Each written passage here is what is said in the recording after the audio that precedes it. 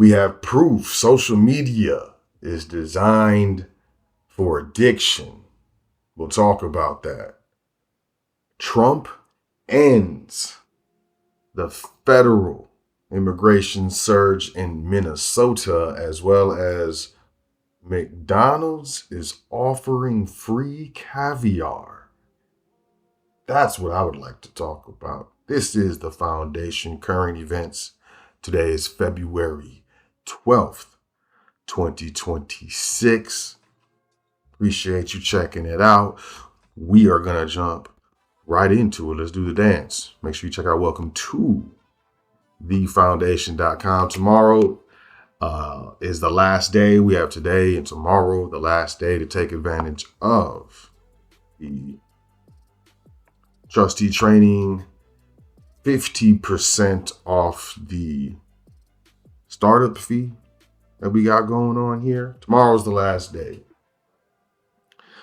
So make sure that you check out welcome to thefoundation.com. Sign up for the email list first and then take advantage of the sign up. 50% off.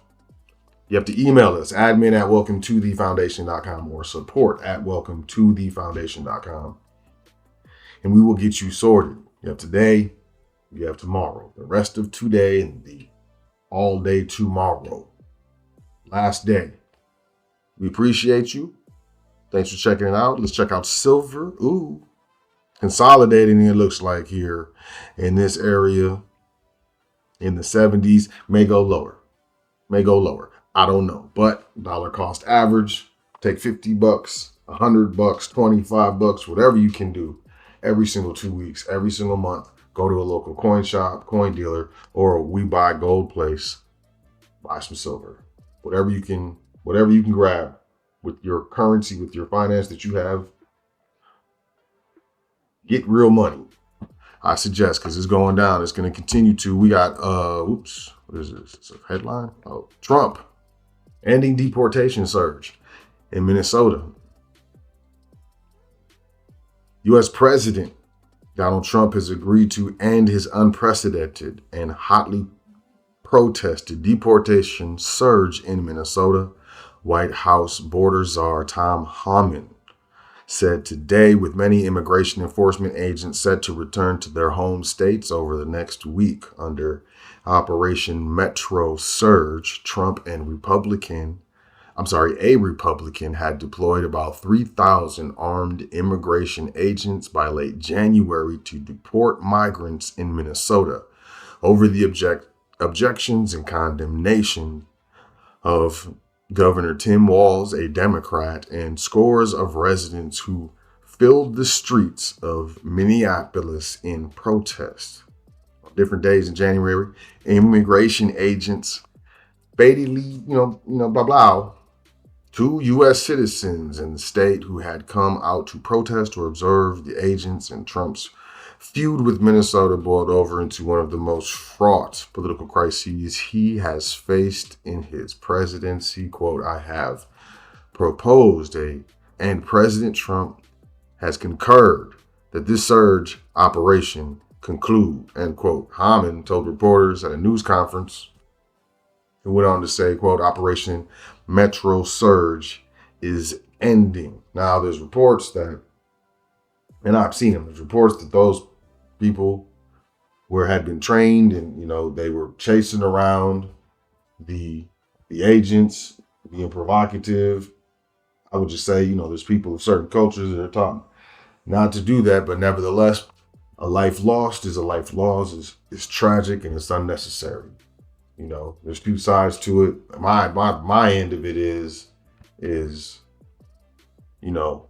people don't need to be losing their lives over stuff. Let's move on though, because whatever I gotta say. McDonald's is offering free caviar for Valentine's Day. Oh, you tried. I bet you tried, didn't you? Starting 11 a.m. Eastern, next Tuesday, McDonald's is giving away a limited number of kits, including caviar and gift card for McNuggets at McNuggetCaviar.com/countdown. You should You're going to go sign up. The giveaway underscores the links restaurants, retailers are going to grab customers' attention, hoping the dollars will flow as consumers remain gloomy about the economy and keep a tighter hold on their paychecks. McDonald's said in a statement, each kit has all you need for, quote, an upscale yet effortless celebration, end quote, including a 1-ounce tin of McNugget Caviar, man. Creme fraiche, I don't know that. Sounds good. And a mother of pearl caviar spoon, along with a $25 gift card. Targeted campaigns can help boost brand awareness and sales. And McDonald's tie-in last year with a Minecraft movie helped turn around sales after 2 quarters of sinking numbers. And with consumer sentiment at its lowest in well over a decade, businesses have been looking for ways to get customers in the door. In that sense, a free giveaway might not generate immediate revenue, but it can build notice and serve as potential viral marketing. Yeah, man. Caviar, obviously, we're talking about it, right? I'm not doing it. Let me know if you're doing it. GOP Senator and Minnesota AG clash at Capitol. Hill hearing sit there and smirk. It's sick. Now, I was going to play this, right? I'm not going to play it. What I will say is, quote, this is what the senator was saying, quote, were you ever concerned about encouraging, I guess, people that support you to go out and put themselves into harm's way by impeding and obstructing a legal law enforcement action? Did that ever concern you? The AG said that never happened. The acting attorney general for the state of Minnesota, let me quit using loose language. We at all times said if you want to protest peacefully, protest safely, but you'll never find me being against the First Amendment. I'll always be for the First Amendment. He didn't like his smirk.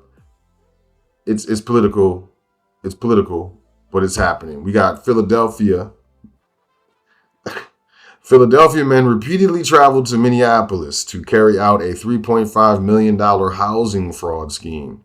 Man, it was a United States-wide deal, it sounds like. 2 men from Pennsylvania admitted to repeatedly traveling from Philadelphia to Minneapolis in an effort to defraud Minnesota's Housing Stabilization Services program, prosecutors announced.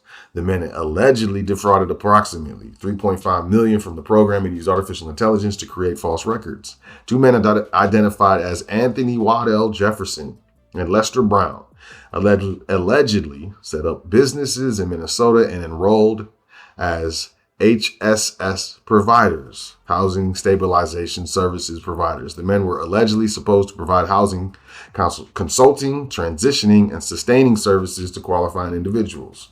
The state HSS program, which was officially launched in 2020, aims to help people with disabilities, including seniors and those with mental illness and or substance abuse issues, find and maintain housing. The Justice Department previously said the program, quote, had low barriers to entry and minimal records requirements for reimbursement, end quote. So it's hey, just get in. I guess go to Minnesota and get in on some fraud if that's your dance. I would recommend it, but what do I know? Home heating bills are soaring as temperatures plunge. It's yet another rising cost for Americans. Laura Cotting figured her home heating bill would be higher than usual because of the recent polar temperatures, but she was not prepared for the latest monthly tab to jump nearly 30% to $200 compared to last year. Quote, my first thought was, I'm not going shopping. I'm going to live on what's in the house. End quote. Said Cotting, 67, a retiree who lives in a 100-year-old home in Clarkston, Michigan. That means eating pizza, spaghetti sauce, sweet potatoes, frozen fruit, and yogurt while foraging items like clementines and fresh vegetables. Cotting, who is also trying to absorb high Medicare premiums and grocery prices, was hoping to keep her natural gas bills down this winter by sealing 2 upstairs bedrooms and leaving them unheated. She also shuts her curtains and covered her fireplace and windows with plastic to keep out drafts. Plus, she bought fleece-lined leggings, and she's more comfortable at home since she sets the thermostat at 64 degrees during the day and 62 degrees at night. Quote, I know that's cold in the house, man. I know I'm not the only senior citizen wondering how they're going to make ends meet. End quote, said Cotting, who sold custom closets before being let go during the panorama. Rising prices for natural gas, electricity, and home heating oil, combined with sustained frigid temperatures in much of the country, are burning yet another hole in many Americans' wallets. Home heating costs are expected to jump 11% this winter season, which runs from November to March, according to a revised estimate by the National Energy Assistance Directors Association. Earlier in the season, the group projected 9.2% of an increase, but swiftly rising energy prices led to it being bumped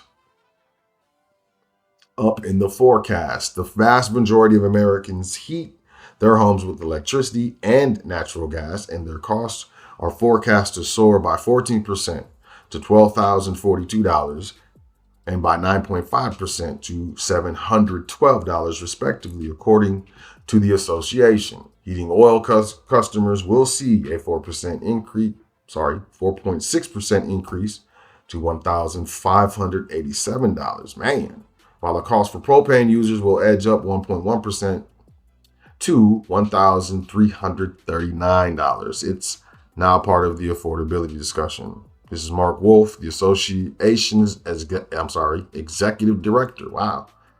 Electric and natural gas prices will likely keep rising for the next few years. Utilities are spending billions of dollars upgrading their aging infrastructure, while data centers are prompting a surge in demand for electricity.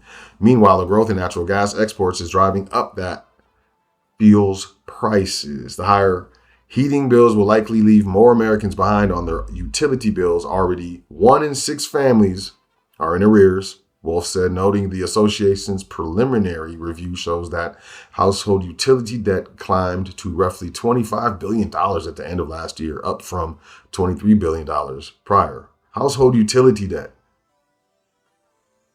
That's sad, man. Ford CEO says customer has spoken after EV shift drives major quarterly loss. People don't want their electric vehicles. Can't push stuff. I think AI is next. Like, there's AI in everything. I think people are going to get fatigued. It's going to be the same thing. Ford posted its largest quarterly loss since 2008 amid losses in the automaker's electric vehicle division, as well as the impact of tariffs and a fire that impacted an aluminum supplier. The Detroit automaker reported a fourth quarter net loss of $11.1 billion.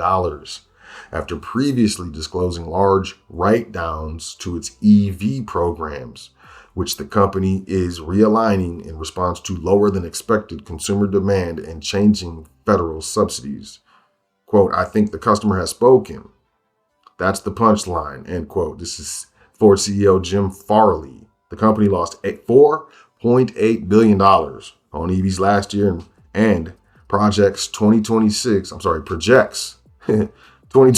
will bring losses in the range of $4 billion to $4.5 billion, adding that the division will continue losing money for at least the next 2 years.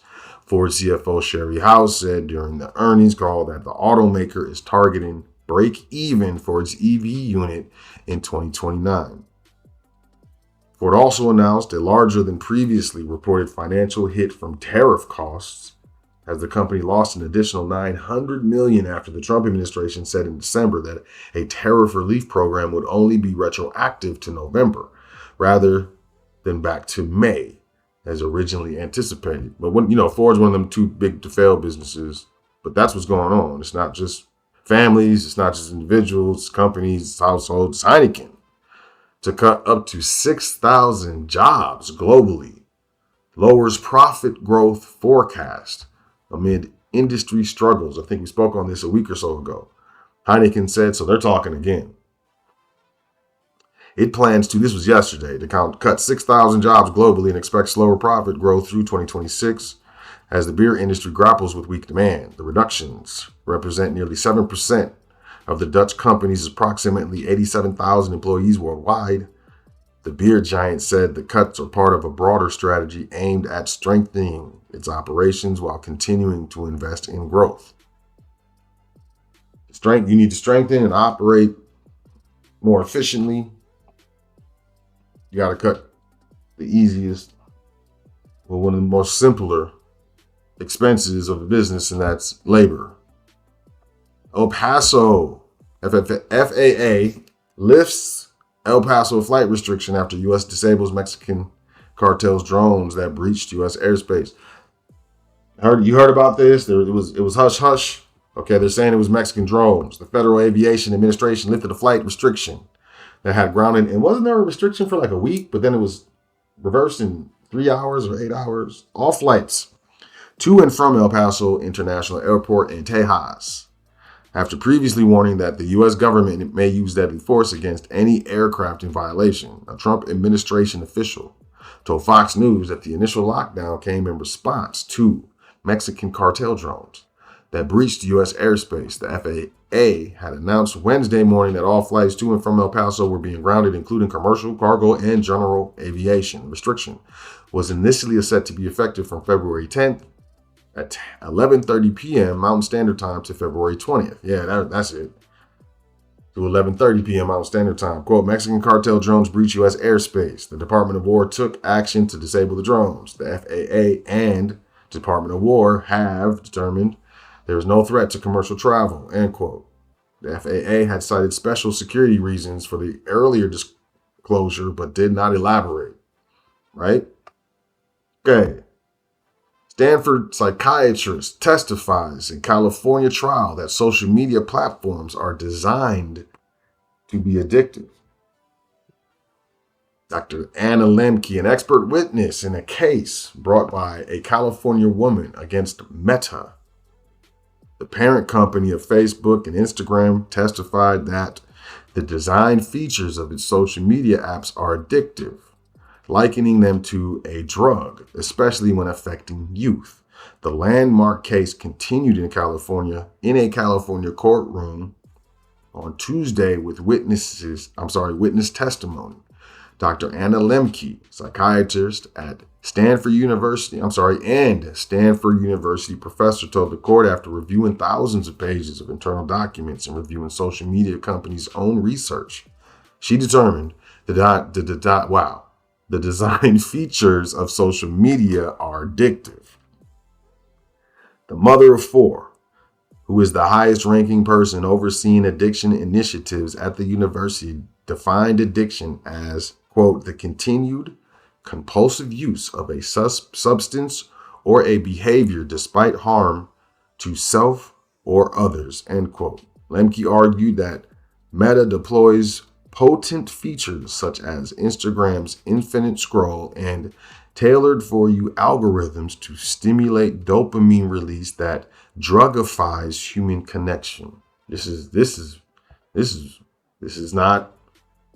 We'll see what happens with social media addiction, Lemke said. Downstream harms include depression, anxiety, eating disorders, self-harm, loneliness, suicidal ideation, cyberbullying, and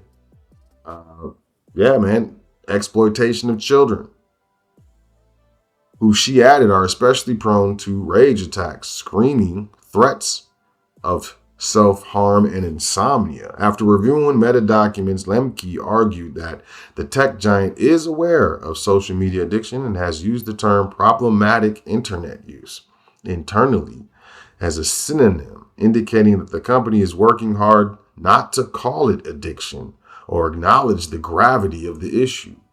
Lemke testified that individuals would rarely be able to self-identify social media addiction and would require a skilled therapist to diagnose it. She explained that a therapist who is not educated in the field of addiction may spend a lot of time talking about other things or looking for underlying reasons rather than targeting the addictive behavior.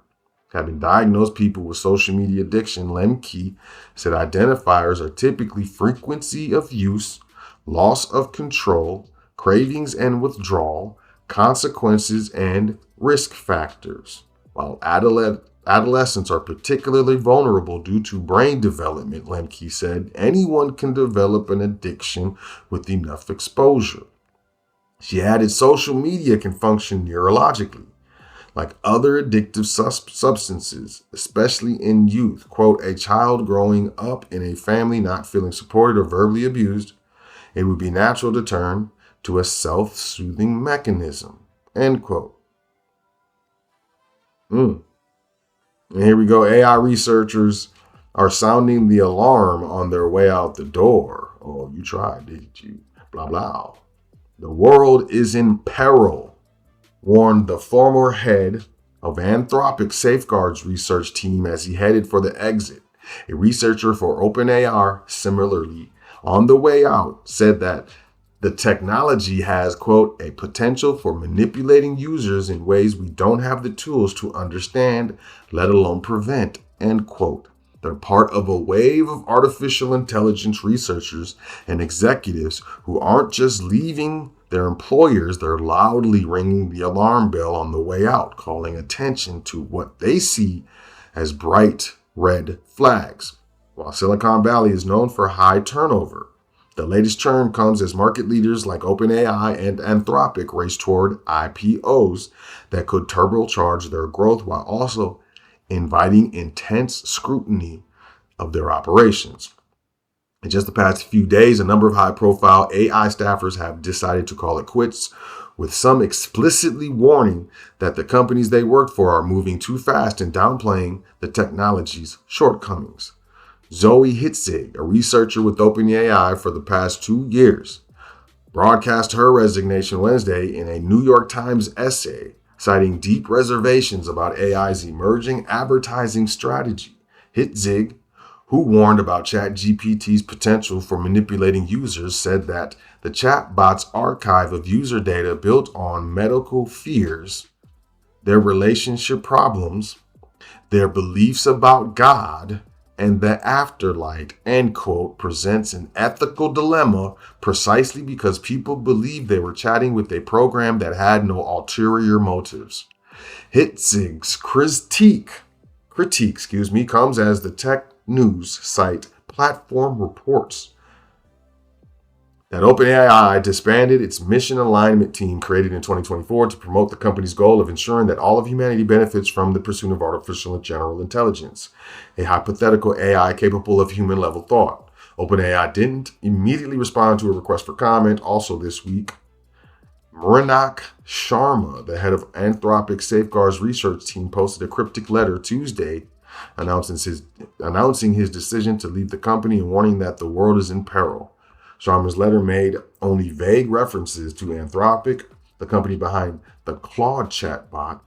He didn't say why he was leaving, but noted it was clear to me that the time to move on has come, and that throughout my time here, I've repeatedly seen how hard it is to truly let our values govern our actions.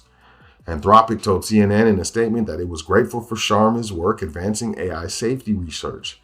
The company noted that he was not the head of safety, nor was he in charge of broader safeguards at the company. It doesn't matter. You don't have to be a head of safety or in charge of something to understand if there's a problem. That's